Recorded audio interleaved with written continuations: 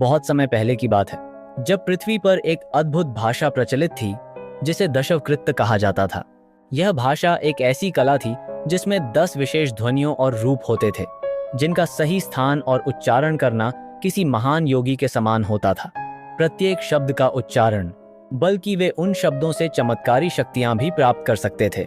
इस भाषा के जानकारों में एक विशेष गुरु का नाम था ऋषि दशपथ, जिनके पास दशवक्रित भाषा की पूरी विद्या थी। वे अपनी असाधारण शक्ति के कारण प्रसिद्ध थे और उनके पास आने वाले हर व्यक्ति की सहायता करते थे। एक दिन एक युवा शिष्य ऋषि दशपथ के पास पहुंचा।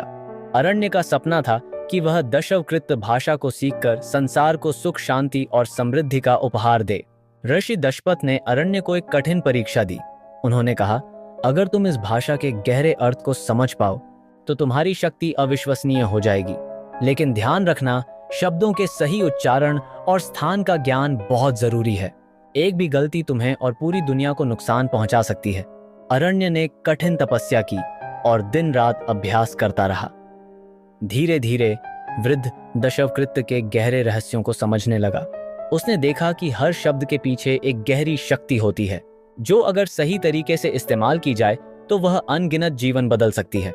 एक दिन अरण्य ने ऋषि से आखिरी परीक्षा में भाग लिया। उसने दशवक्रित के शब्दों का उच्चारण किया और उसकी शक्तियों ने चमत्कारी प्रभाव दिखाना शुरू किया। आकाश में रंग बिरंगे प्रकाश के झरोके दिखाई देने लगे, धरती पर हरियाली फैलने लगी और लोगों के चेहरे पर खुशी की लहर दौड़ गई। अरण्य ने यह सिद्ध कर दिया कि दशवक्रित भाषा से न केवल अद्भुत शक्तियां मिल सकती हैं, बल्कि सही उद्देश्य के लिए उनका उपयोग करके संसार में शांति और समृद्धि लाई जा सकती है। ऋषि दशपथ ने मुस्कुराते हुए कहा, तुमने सही राह चुनी है अरण्य। तुमने यह सिद्ध कर दिया कि भाषा केवल संवाद का साधन नहीं है, बल्कि यह जीवन को बदलने की शक्ति रखती है। इस तरह ऐसे टेप की साथ कीर्ते है, अरण्य ने दशवक्रित भाषा का सही उपयोग करके अपने गांव और पूरे संसार में शांति और समृद्धि फैलाई और उसकी कहानी पीढ़ियों तक सुनाई जाती रही।